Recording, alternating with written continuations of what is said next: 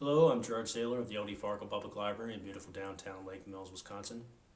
Captain James Ashcroft is a former British Army officer who in 2003 quit his job as an attorney in London to join a contracting firm, a security contracting firm in Iraq, and he wrote a book about it, Making a Killing, the explosive story of a hired gun in Iraq.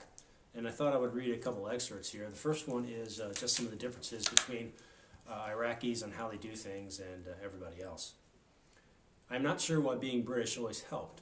Hadn't we and the French raped and pillaged Iraq before the Americans got in on the act? Whatever the reason, as Iraqis moved into administrative posts to prepare for the handover from the coalition authority to an elected Iraqi government, there were many officials who refused outright to deal with Americans. As soon as we identified ourselves as Brits, the tea was laid on and we discussed the pros and cons of Manchester United versus Liverpool and the chill weather before getting down to business. The Iraqi obsession with courtesies was impressive. Even when trying to obtain information from a site under attack, I would always have to earnestly answer that I was fine, my family's health was fine, that all of us expats were very well indeed.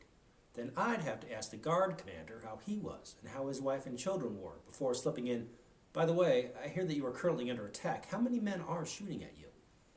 It could be trying at times, for these exchanges were fundamental to the Iraqi character and, when they weren't trying to kill you, the people were friendly and good-natured.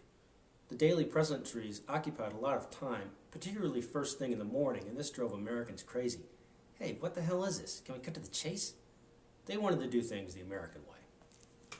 Later on, his company gets a job to train guards, Iraqi guards, to protect water facilities in the country, and he's working with another Iraqi named Sammy in part of this training. The training at the range was a slow process, and teaching the guards how to shoot had been a valuable lesson in just how dangerous people can be with firearms. In a proud, macho society like this one, not a single Iraqi man would admit in front of the others that he had never fired an AK except maybe at weddings. Sammy and I conducted dozens of dry weapons lessons with empty magazines, and everyone would carry out impeccable British Army loading, firing, and unloading drills. As soon as you issued live ammunition, it was like a tea party at a chimpanzee lunatic asylum, but with machine guns.